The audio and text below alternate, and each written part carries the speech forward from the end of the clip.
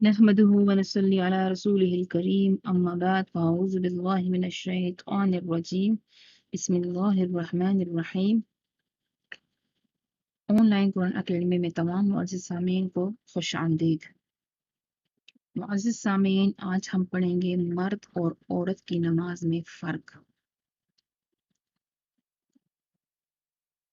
औरतें भी इसी तरह नमाज पढ़ें जिस तरह के पिछली वीडियो में बयान किया था हमने, और जिस तरह कुरान हदीस में आया है, लेकिन चंद चीज़ों में मर्द और औरत की नमाज में फ़र्क है। वो ये है, सबसे पहले तकबीर तहरीमा के वक्त मर्दों को चादर वगैरह से हाथ निकाल कर कानों तक उठाना चाहिए। यानी जब हम नमाज शुरू करते हैं, पहले नियत करते हैं, उसके बाद अल्लाह अकबर तकबीर कहते हैं, उसके लिए मर्द अपने हाथ कानों तक उठाएं, और औरतों को हर हाल में बगैर हाथ निकाले हुए कंधों तक उठाना चाहिए। यानी अपने दुपट्टे के अंदर अपने हाथों को कंधों तक उठाएं, दुपट्टे से बाहर मत निकालें, और उनकी औरतों की उंगलियां जो हैं वो अपने कंधों से ऊपर मत लेके जाएं, कंधों के नीचे रखें अपने हाथ।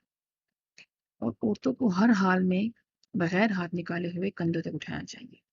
मर्दों को दाएं हाथ की छोटी उंगली और अंगूठी का हल्का बनाकर बाएं हाथ की कलाई को पकड़ना, और बाकी 3 उंगलियों को बाईं कलाई पर बिछा देना चाहिए। और औरतों को दाहिनी हथेली बाईं हथेली की पुष्ट पर रखना चाहिए। मर्दों की तरह हल्का बनाकर बाएं हाथ को ना पकड़ें। मर्दों को रुकू में अच्छी तरह झुकना चाहिए कि सर और पुष्ट बराबर हो जाए, और औरतों को सिर्फ इस कदर झुकना चाहिए कि जिससे इनके हाथ घुटनों तक पहुंच जाएं। यानी मर्द ज्यादा झुकते हैं और औरतों को कम झुकना चाहिए, इतना झुके कि उनके हाथ उनके घुटनों तक पहुंच जाए। मर्दों को रक्कों में उंगलियां कुशादा करके घुटनों को पकड़ना चाहिए, और औरतों को बगैर कुशादा किए हुए मिलाकर रखना चाहिए। यानी मर्द अपनी उंगलियों को खुला रखें और घुटने को पकड़े, और इस कदर झुके कि सर और पुष्ट बराबर हो जाए। और औरतें कम झुकें, इतना झुकें कि हाथ घुटनों तक पहुंच जाएं, और उंगलियां मिलाकर घुटनों पर सिर्फ अपने हाथों को रखना है, तो पकड़ना नहीं है घुटनों को।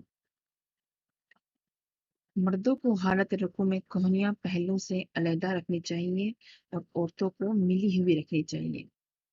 यानी मर्द जब रुकू करते हैं तो कोहनियां पहलुओं से अलहदा करते हैं और रुकू करते हैं, और औरतों को हर हालत में पर्दे का खास ख्याल रखना चाहिए। नमाज में भी पर्दे का ख्याल रखना चाहिए। हमारी मर्दों से नमाज इतनी मुख्तलिफ क्यों है? इसलिए कि औरत का मतलब ही छुपी हुई चीज़ है, यानी पर्दादार चीज़। तो हम नमाज में अपने पर्दे का खास ख्याल रखेंगे, ये अल्लाह का हुक्म है। तो अपने कहनियों जो है पहलू से मिलाकर हम रकू करें। उसके बाद मर्दों को सजदे में पीठ को, रानों और बाजू को बगल से जुदा रखना चाहिए, और औरतों को मिलाकर रखना चाहिए। लेकिन मर्द जब सजदा करते हैं तो पीठ को रानों से नहीं मिलाते, बाजू को बगल से नहीं मिलाते, जुदा रखते हैं। और औरतें जो हैं वो जब झुकेंगी सजदे के लिए तो पीठ को रानों से मिलाना है, और बाजू बाजू को बगल से मिलाकर सिमट कर सजदा करना है। सजदे में मर्दों की कोहनियां जमीन से उठी हुई हों, और औरतों की कोहनियां जमीन पर बिछी हुई हों। ये मर्द जब सजदा करते हैं तो हाथ जमीन पर रखते हैं और कोहनियां उठाए हुए होते हैं, जिस्म से भी अलग होती हैं और जमीन से भी उठाए हुए होते हैं। औरतों को अपनी कोहनियां अपने बगलों से मिला के रखना चाहिए और जमीन पर बिछानी चाहिए। मर्दों को सजदे में दोनों पांव उंगलियों के बल खड़े रखने चाहिए, मगर औरतें दोनों पांव दाहिनी तरफ को निकाल दें। मर्दों को बैठने की हालत में बाएं पांव पर बैठना चाहिए, और दाहिने पांव की उंगलियों के बल खड़ा रखना चाहिए। और औरतों को दोनों पांव दाहिनी तरफ निकाल कर बैठना चाहिए, यानी जमीन पर बैठना चाहिए, दोनों पांव दाहिनी तरफ निकाल लें। और मर्द अपने बाएं पांव पर को बिछाकर उन पर बैठते हैं, और दाहिने पांव की उंगलियों को बल खड़ा रखना चाहिए। उसके बाद है, औरतों को किसी वक्त बुलंद आवाज से किरात करने का इख्तियार नहीं, बल्कि वो हर वक्त आहिस्ता आवाज से किरात करें। और मर्दों के लिए बाज़ हालात में जोर से किरात करना वाजिब है, और बाज़ हालात में जायज़ है। इसके बाद थोड़ी सी तफसील से हम ये पढ़ेंगे इल्म के बारे में। کہ آپ صلی اللہ علیہ وسلم کے دور میں مسجد نبوی میں 3 حلقے لگتے تھے صحابہ کرام کے، یعنی 3 گروپس میں صحابہ کرام بیٹھتے تھے۔ پہلا حلقہ ہوتا تھا سیکھنا سکھانا، دوسرا حلقہ ذکر کا ہوتا تھا، تیسرا حلقہ مشورے کا ہوتا تھا۔